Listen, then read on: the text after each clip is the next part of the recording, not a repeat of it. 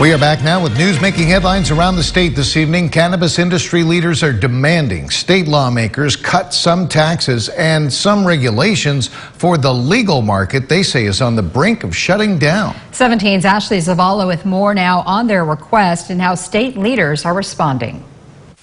We are worth saving. Standing next to a slouching marijuana plant, cannabis growers and sellers rally for relief from the state's taxes and regulations on the industry. State of California, we are tired of the rhetoric. The plant's posture, a portrayal of the state of California's legal market, which industry leaders say is wilting. The unfair taxation spells the end of the dream for so many small farms and small businesses. Urban shop owners and rural cannabis growers urging state lawmakers and the governor to repeal the excise and cultivation taxes they say are burdensome, adding to the price of their legal products while consumers lean toward the illegal market for lower costs. They also say regulations are not fair for small shop owners in black and brown communities, including some local requirements for those seeking a marijuana license to already have a storefront. My pathway to licensure took over 3 years, over $400,000 in rent, while waiting on regulators and bureaucratic delays. Security, another major issue for the legal sellers who say because they legally cannot have bank accounts, they're targets for big cash robberies. Our business was broken into 5 times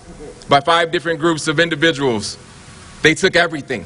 State Senator Stephen Bradford stood with the group. He says he's working with legislative leaders for change, but what exactly is to be decided? Suspend the tax for a period of time, or we could reduce it for a period of time.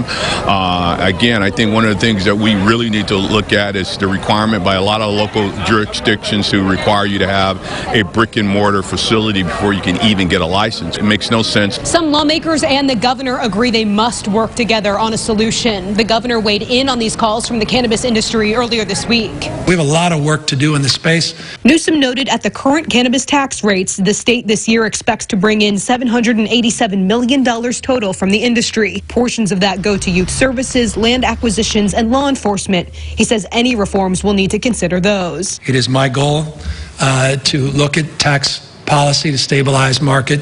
At the same time, it's also my goal to get these municipalities to wake up to the opportunities to get rid of the illegal market. State leaders hope to help this legislative session, but how soon is to be determined. At the state capitol, Ashley Zavala, 17 News.